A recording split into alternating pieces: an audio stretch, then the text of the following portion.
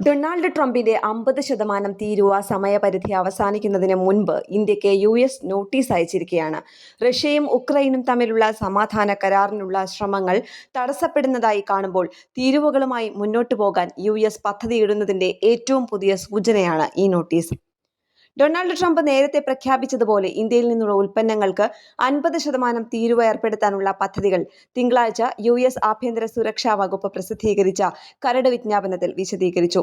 റഷ്യയും ഉക്രൈനും തമ്മിലുള്ള സമാധാന കരാറിൽ ഇടനിലക്കാരനാകാനുള്ള ശ്രമങ്ങൾ മന്ദഗതിയിലാകുന്നതിനാൽ വർദ്ധിപ്പിച്ച തീരുവയുമായി മുന്നോട്ടു പോകാൻ വൈറ്റ് ഹൌസ് പദ്ധതിയിടുന്നതിന്റെ ഏറ്റവും പുതിയ സൂചനയാണിത്. ഓഗസ്റ്റ് 27 പുലർച്ചെ ഇന്ത്യൻ സമയം 12:01 ശേഷമോ അതിനുശേഷമോ ഉപയോഗത്തിനായി കൊണ്ടുവരുന്നതോ ഉപഭോഗത്തിനായി വെയർഹൌസിൽ നിന്ന് പിൻവലിക്കുന്നതോ ആയ ഇന്ത്യൻ ഉൽപ്പന്നങ്ങളെ വർദ്ധിച്ച തീരുവ ബാധിക്കുമെന്നാണ് നോട്ടീസിൽ പറയുന്നത്.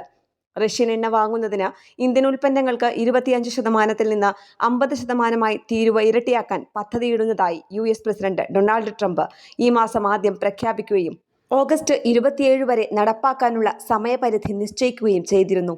മോസ്കോയുടെ എണ്ണ വ്യാപാരം തടയാൻ ശ്രമിച്ചുകൊണ്ട് ഉക്രൈനെതിരായ യുദ്ധം അവസാനിപ്പിക്കാൻ റഷ്യൻ പ്രസിഡന്റ് വ്ളാഡിമിർ പുതിനെ ചർച്ചാമേശയിലേക്ക് സമ്മർദ്ദം ചെലുത്താൻ US പ്രതീക്ഷിക്കുന്നു.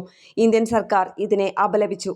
ഇന്ത്യയുടെ ഊർജ്ജ തെരഞ്ഞെടുപ്പുകൾ ദേശീയ താൽപര്യത്തിനും തന്ത്രപരമായ മേഖലയ്ക്കും അനുസൃതമായി തന്നെ തീരുമാനങ്ങൾ എടുക്കുന്നത് തുടരുമെന്ന് വിദേശകാര്യമന്ത്രി S ജയശങ്കർ ഉറപ്പിച്ചു പറഞ്ഞിരിക്കുകയാണ്.